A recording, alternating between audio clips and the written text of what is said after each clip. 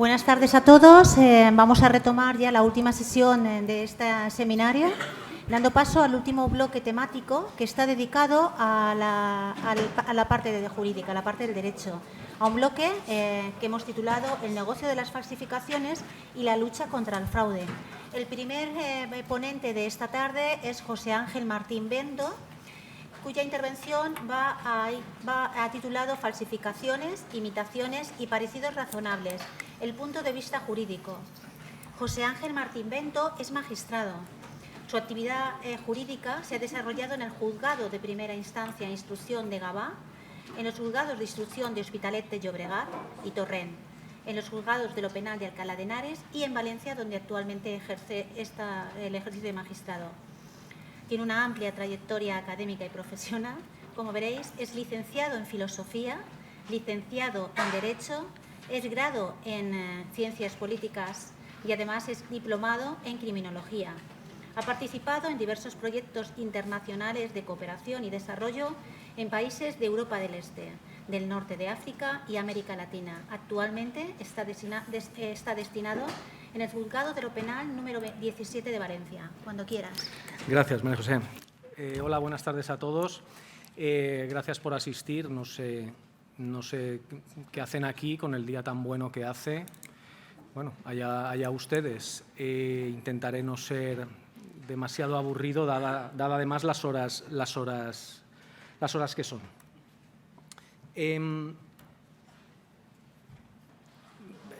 Quisiera comenzar diciéndoles que en el mundo jurídico, en el derecho, no existen las falsificaciones de patrimonio y obra de arte. Quiero decir, no hay ningún delito ni ningún ilícito civil que se denomine falsificación de patrimonio histórico o falsificación de obras de arte. Lo que sí que podemos apreciar es que a lo largo de la historia, bueno, pues al ser humano nos gusta la belleza, nos gusta rodearnos de belleza, de personas bellas, de objetos bellos.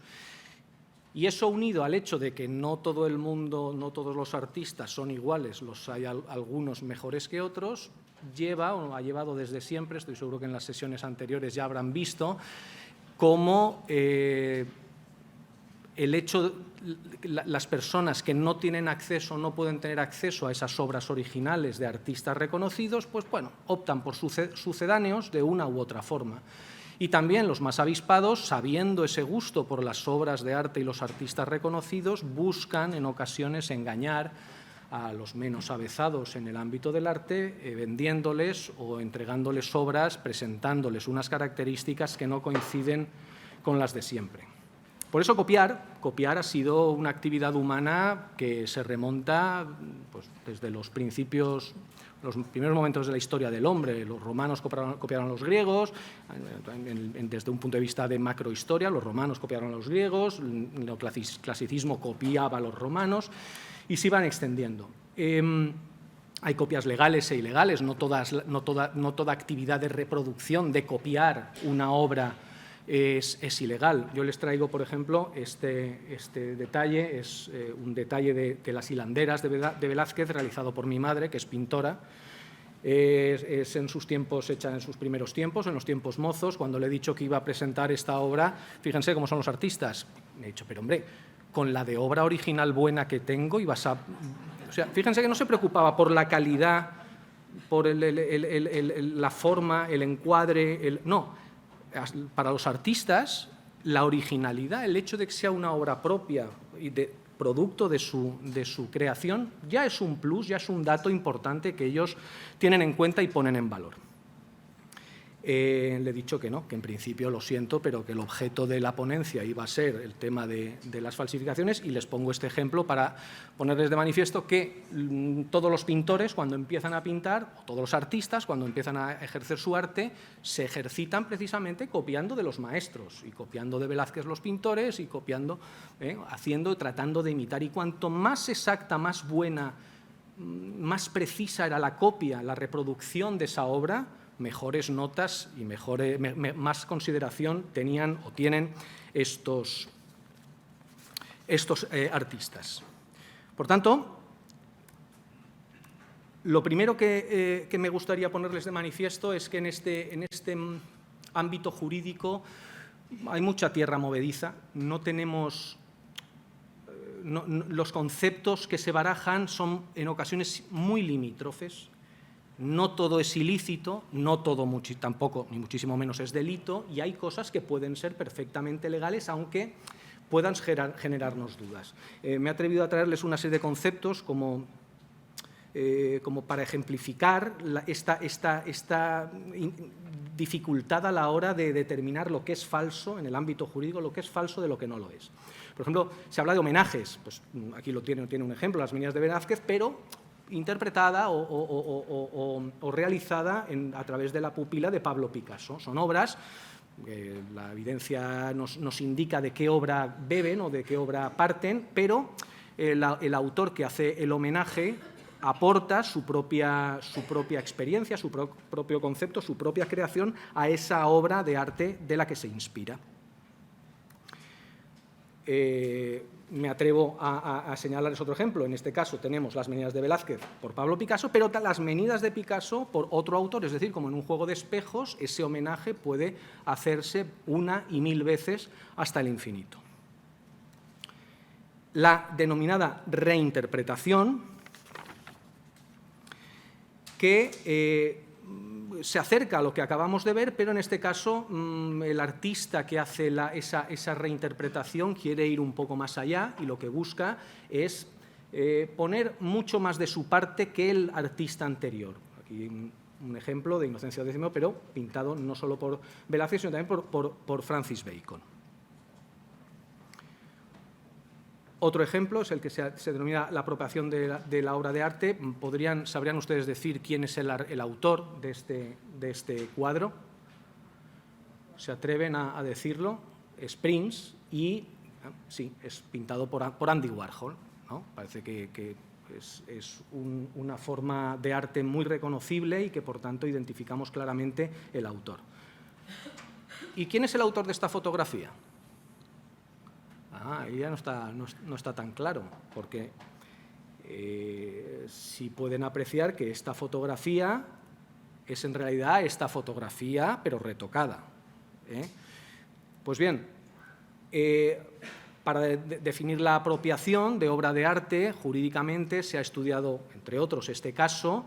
Se define como el uso de una idea ajena, plasmada en una obra de arte, y su transformación, usas esa obra de arte transformándola de forma más o menos significativa para convertirlo en otra cosa. Este caso se llevó en Estados Unidos por la autora de la fotografía, la señora Lynn Goldsmith, y dirigió su demanda contra la asociación, contra la Fundación Andy Warhol, diciendo que Andy Warhol había usado su fotografía sin su permiso, transformándola y convirtiéndola en otra cosa y aprovechándose de su obra original. Lynn Goldsmith se hizo famosa en los 80, se dedicaba a hacer fotografías a artistas, tanto actores, pero también fundamentalmente artistas del rock de la época, y en primera instancia, el Tribunal de Estados Unidos dio la razón a la Fundación Warhol. El juez de instancia dijo lo que nos ha pasado a todos, ¿no? Es decir, es tan clara y tan palmaria las características de una obra que en realidad cuando vemos esa obra a quien identificamos prácticamente de inmediato es Andy Warhol, no a la señora Goldsmith. Por tanto, esas características específicas hacen que la obra de arte inicial o la obra original desaparezca o se difumine para convertirse en otra cosa completamente distinta. Bien, eso fue en primera instancia, pero el Tribunal Supremo lo que dijo es, vale, sí, pero eso no es incompatible con reconocer a la señora Goldsmith una serie de derechos. Primero, el reconocimiento de que se trata de una obra suya y que Andy Warhol ha usado una obra suya debidamente acicalada y transformada para convertirla en otra cosa, y, por supuesto, la señora Goldsmith tuvo derecho a una indemnización por el uso ilícito o sin autorización de su obra fotográfica. Bueno, esta es la señora Lynn Goldsmith, para que sepamos quién es, y tiene un libro de fotografías, creo que es Bruce Springsteen el que sale en la portada, y además está en Amazon, lo tienen en oferta por si les interesa, está a muy buen precio. Más posibilidades, el denominado pastiche, que dentro de ese concepto, además, en el ámbito artístico, como probablemente sepan, hay diversas posibilidades. Normalmente es un término que se usa en el ámbito arquitectónico para definir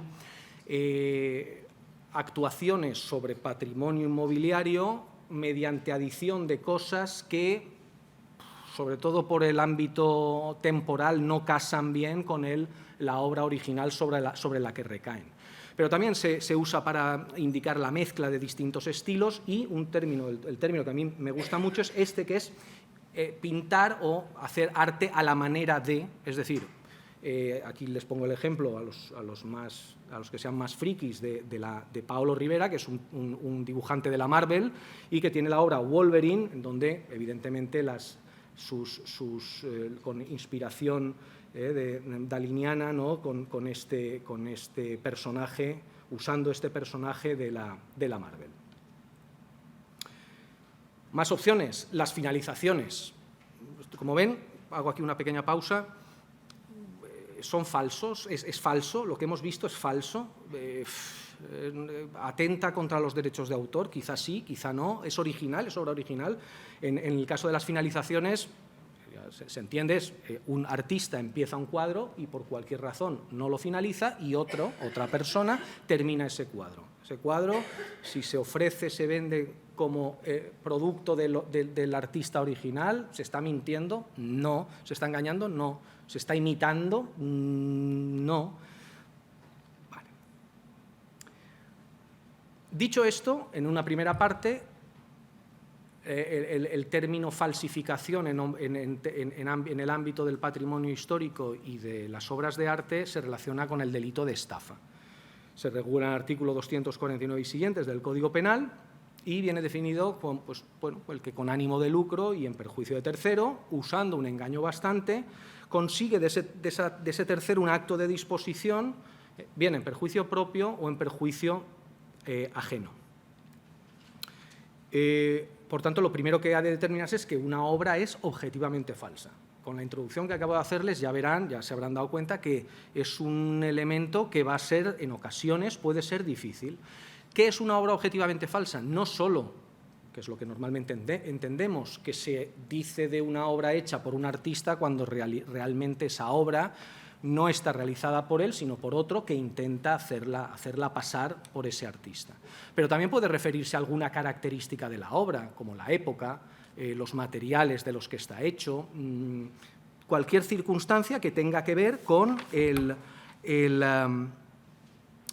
el objeto físico en sí y lo certero o no, lo acertado o no, lo verdadero o no que se presenta al público en general y específicamente a la víctima de la estafa a la que pretende engañarse respecto a las características reales de la obra que está en juego.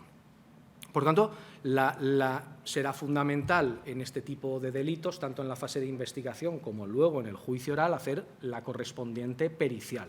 Una prueba pericial realizada por personas o instituciones que integren expertos, conocedores del autor, de la obra, de la época, del periodo en donde esa obra del patrimonio artístico se ha producido, que determinen si efectivamente es o no auténtica o si las características que se presentan de ella son ciertas o no. Primero, en la fase de instrucción, será el juez de instrucción, el juez de guardia, el que solicite normalmente a las instituciones culturales, bien del Ministerio de Cultura, bien de la comunidad autónoma, que designe, se hace una descripción de lo que se quiere, quisiera saber la autenticidad de esta obra, los puntos que requiramos, y se envía, y es esa institución de patrimonio cultural la que nos indicará el experto o expertos capaces de hacer una pericia en esas condiciones. Es posible que, si la obra es de una especificidad tan compleja, a lo mejor hay un solo experto o el experto está en el extranjero. Piénsese que pueden ser obras de arte de países lejanos en donde quizá no haya expertos con la capacidad suficiente como para certificar la autenticidad de una obra. Bien, se puede tratar de designar a expertos privados y particulares, aunque en estos casos siempre vamos a tener, los jueces siempre tenemos el problema del presupuesto. En el ámbito penal, estoy hablando del delito de estafa, en el ámbito penal no hay presupuesto para pagar peritos o expertos particulares. Por tanto, salvo que haya una acusación particular que esté interesada en la persecución del delito y esté dispuesta a asumir el gasto del perito, o una defensa con posibilidades económicas, normalmente a la defensa no le va a interesar, pero si quisiera invertir en esa pericial, podría contratarse una pericial particular para realizar la pericia. Siempre tendremos el problema, en estos casos, de que es una pericial de parte, nunca tan fiable, en principio nunca tan fiable y tan objetiva como las pericias que encargamos a los funcionarios públicos, bien del Ministerio de Cultura, bien de las comunidades autónomas o de las consejerías de Cultura de las comunidades autónomas. Son funcionarios, en principio van a ser objetivos y van a hacer bien su trabajo y, por lo tanto, los jueces, eso nos ofrece una garantía de fiabilidad y objetividad que tiene peso tanto en la fase de instrucción como luego en el juicio. Lo que diga el perito oficial es muy probable que decante en un sentido o en otro la sentencia.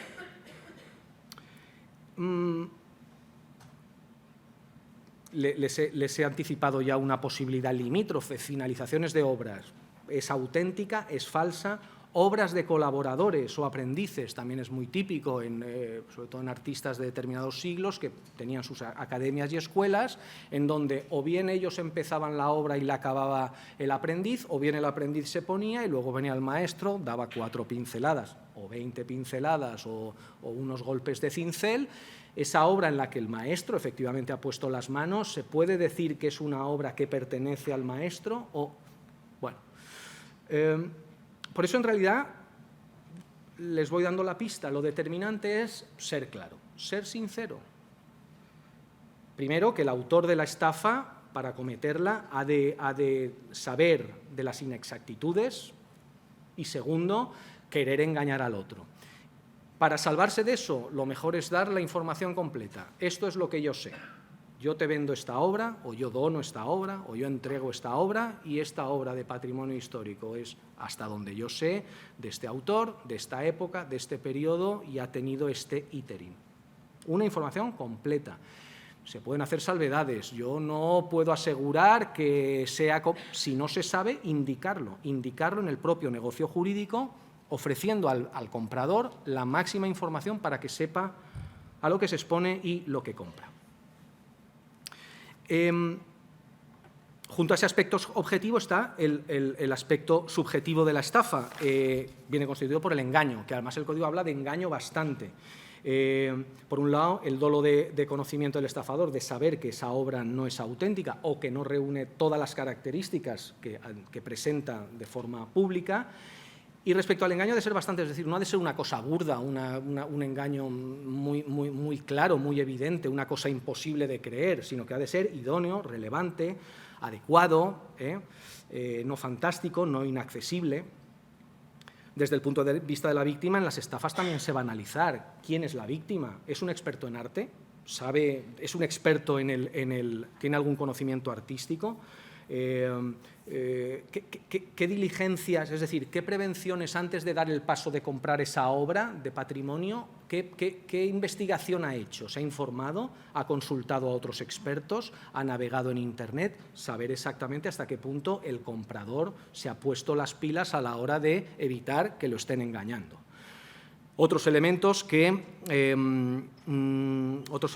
se suelen tener en cuenta es que se haya comprado la obra en una galería de arte o en una casa de subastas. Esos son establecimientos públicos, no a salvo de engaños o de estafas, pero el comprador puede estar un poco más tranquilo si se dirige a este tipo de establecimientos con licencias, con autorizaciones, con una cierta vigilancia pública que pueden salvarle hasta cierto punto de estafas. También el precio de mercado. Una mínima investigación sobre cuánto cuesta o cuánto costaría una obra similar a auténtica, si vemos que el precio de venta es irrisorio, ridículo, es un elemento que nos puede hacer sospechar que a lo mejor estamos en presencia de una estafa.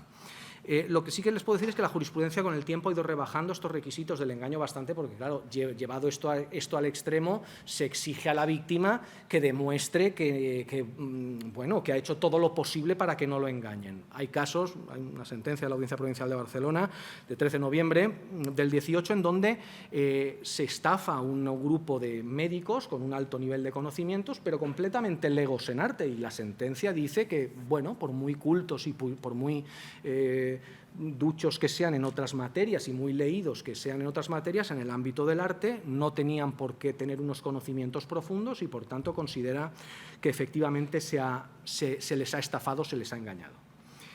Junto a esos aspectos objetivos, decíamos, del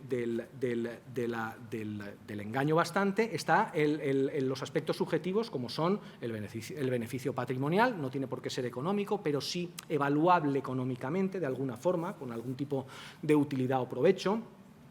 El beneficio puede ser para uno o conseguir hacer una estafa para beneficiar a un tercero, no el propio estafador, e incluso se detectan en la jurisprudencia casos que ni siquiera es necesario un enriquecimiento, sino que la intención es enriquecerse, aunque finalmente este enriquecimiento no llegue a producirse, en cuyo caso estaríamos en unos posibles supuestos de tentativa. Sí que en las estafas es importante distinguir entre el dolo inicial y el dolo consecuente o posterior. El dolo, la intención de engañar, en las estafas ha de surgir al inicio, en el mismo momento de contratar. Es decir, el estafador, a la hora de vender, pongamos el caso, de vender una obra de arte, ha de saber que la obra de arte no es auténtica y ha de ocultar todos aquellos datos que sean relevantes a la otra parte para conseguir engañarlo, que la parte compradora piense que se trata de una obra de arte auténtica y adquirirla. Porque el dolo subsequens, que es cuando tú de buena fe crees que estás vendiendo una obra auténtica y al día siguiente de la venta te enteras, por los medios que sea, oye, que este cuadro que tenías en tu casa, que me he enterado que eso es una falsificación. Eso no va a ser una estafa, es decir, eso va a tener una repercusión en el ámbito jurídico, como no, a nivel civil, para lograr una rebaja en el precio, la resolución del contrato, en el caso de que el comprador, una vez sepa que es falsa o que no es auténtica, solicite la devolución del dinero, pero no va a ser un delito de estafa. Para que se produzca la estafa, ha de ser en el mismo momento en el que se cierra el negocio jurídico cuando se produzca ese delito. Les propongo algunos supuestos limítrofes en donde quizá no esté la cosa clara. Por ejemplo, cuando el contrato implica la entrega periódica de distintas series, puede ser una obra artística que tenga diversas láminas, litografías de X número de láminas, que al principio, en los primeros instantes, no sabes que son falsas, pero en la lámina 52... constatas que tanto las que has entregado como las que te toca entregar en un futuro son falsas. Será en el caso concreto, habrá que ir a hacer el análisis concreto del supuesto para saber hasta qué punto esa persona, a mitad de la perfección del negocio jurídico, ha cometido o no estafas. Les pongo aquí la típica diapositiva aburrida, las penas de las distintas modalidades de estafas, la básica, que es de prisión de 6 meses a 3 años, atendiendo al quebranto económico producido, al importe, a la cuantía de la estafa, los medios usados, las relaciones entre el estafador y la víctima. Si es menos de 400 euros, tiene esa punición leve, una punición más suavizada. Y tiene una agravada, con distintos supuestos agravados, a lo que nos interesa aquí, bien cuando se trate de una obra de patrimonio artístico o histórico, habrá que acudir de nuevo a esas leyes penales en blanco para tratar de determinar si estamos en presencia de un bien integrado en el patrimonio artístico o histórico, o también cuando las obras de arte, que normalmente pueden tener cantidades importantes, superan los 50.000 euros. Todavía más agravación cuando se superan los 250.000 euros. Es muy habitual en las estafas de este tipo que para convencer al comprador de que está en presencia de un objeto auténtico se acompañen una serie de documentos para dar más músculo a ese negocio jurídico. Normalmente se usan los certificados de autenticidad. Se trata de documentos emitidos por expertos que certifican que una obra pertenece a X autor o autora o que tiene las características que se presenta. Ojo con los certificados de autenticidad, porque depende de quién lo emita, puede no ser un experto o no tan experto como pensemos, o puede que ese experto esté en contubernio con la persona que va a llevar a cabo la estafa, de manera que los certificados hay que también analizarlos y evaluarlos.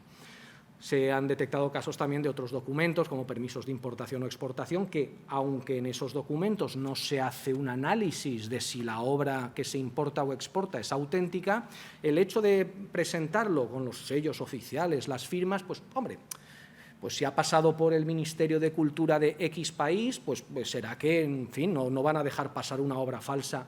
Todo eso colabora a suavizar la confianza del comprador e invitarlo a creer que estamos en presencia de una obra auténtica. En cuanto a la penalidad, cuando junto a la estafa se produce un delito de falsificación documental, la jurisprudencia distingue entre cuando el documento es privado de cuando el documento falsificado es público. Cuando es privado, lo que viene a decir, resumiéndoles mucho la doctrina, es que se pena la estafa, aunque un poco agravada por haber usado además un documento falso. Mientras que cuando lo que se falsifica es un documento público, la jurisprudencia indica que en esos casos son dos delitos. Un delito de estafa unido, por tanto más castigado, a un delito de falsificación en documento público. Junto al tema penal, en el ámbito de las estafas, cabe la posibilidad de las falsificaciones o imitaciones en el ámbito de la propiedad intelectual. Mientras que en la estafa hay una víctima, que es el comprador, que cree comprar una cosa auténtica que no lo es.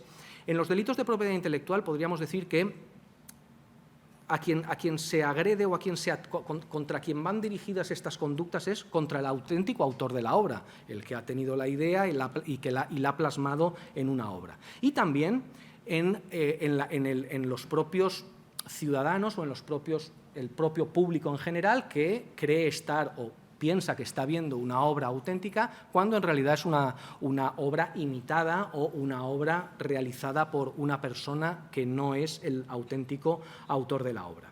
Pongamos, por ejemplo, les propongo este caso, es Van Gogh, ya lo ven, con la oreja cortada. No he ido, pero si fuéramos a ver esta obra, que está en la Galería Somerset de Londres, debe ser impresionante ver la obra pintada por Van Gogh cuando acaba de cortarse una oreja. Reconocerán que comunica muchas más cosas que ver un cuadro que quizá nuestra pupila no distinga de este, pero si sabemos que quien la ha hecho conserva las dos orejas, pierde gran parte del encanto, gran parte. Por eso hay una comunicación muy íntima entre una obra original y el espectador.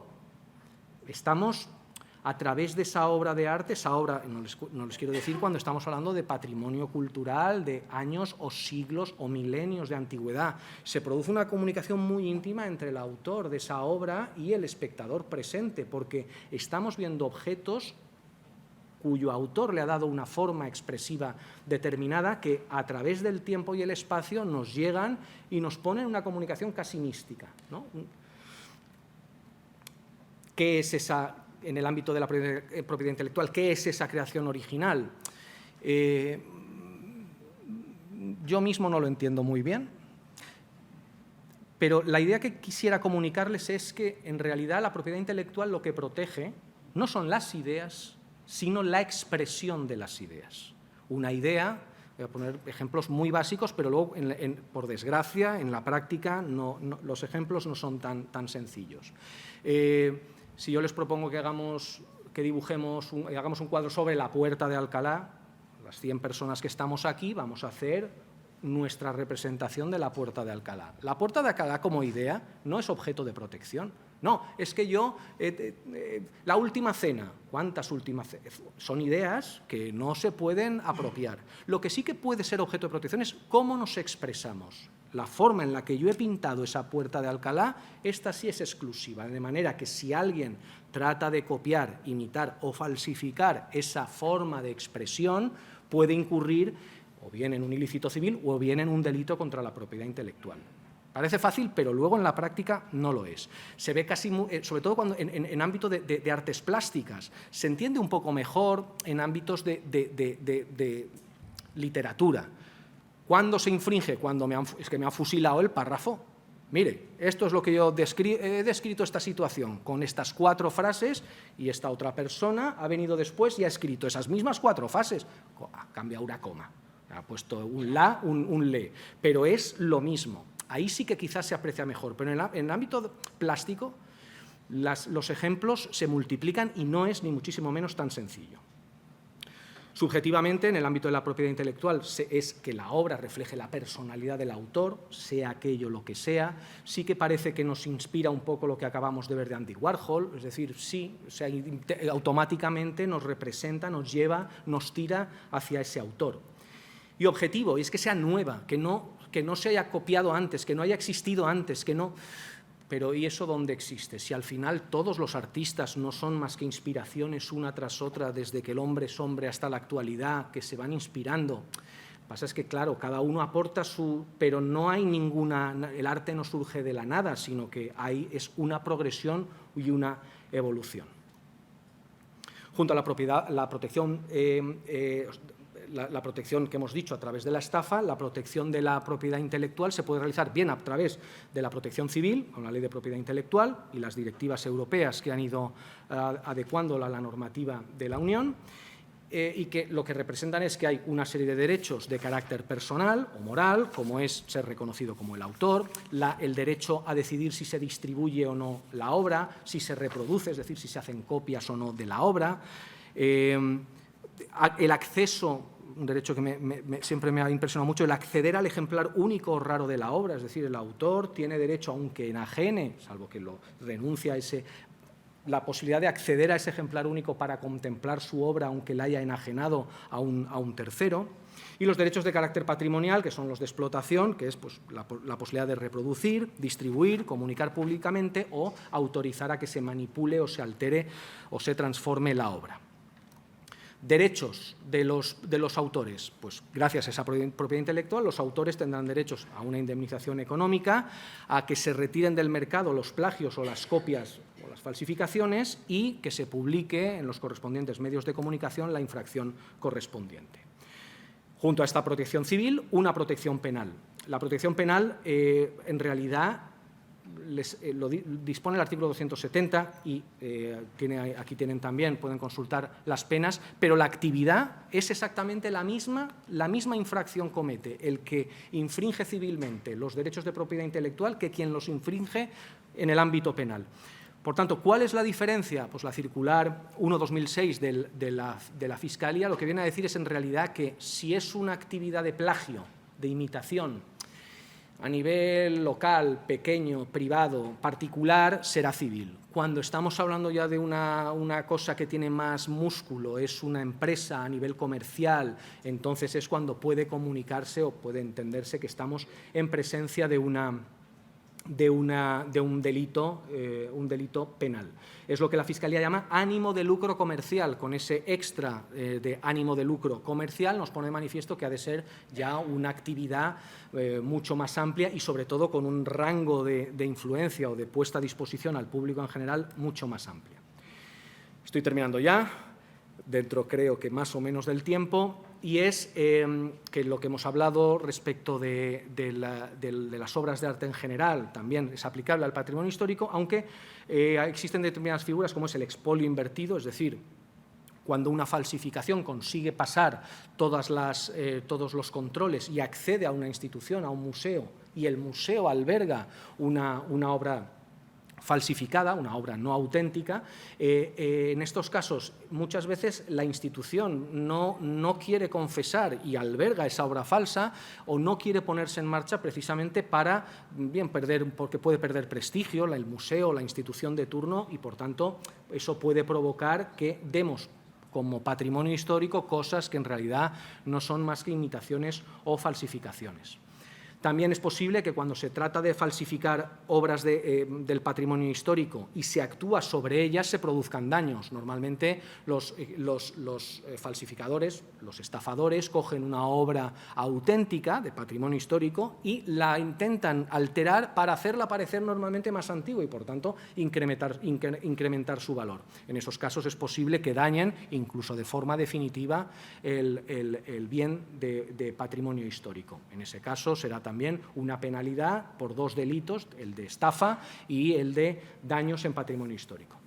Y poco más que decir respecto a la propiedad intelectual. Es un derecho perfectamente compatible. Cuando hablamos de patrimonio histórico nos parece que ha pasado muchos años, pero puesto que los derechos de propiedad intelectual tienen una duración durante la vida del autor y 70 años después de su muerte, según la longevidad del autor, a lo mejor ya estamos en presencia de autores que pueden estar, es decir, que existan derechos de propiedad intelectual en favor de sus herederos y aún así sea de patrimonio histórico. No hay problema, es compatible y, por tanto, no hay más que coordinar los distintos derechos que están implicados para resolver los problemas que podamos tener.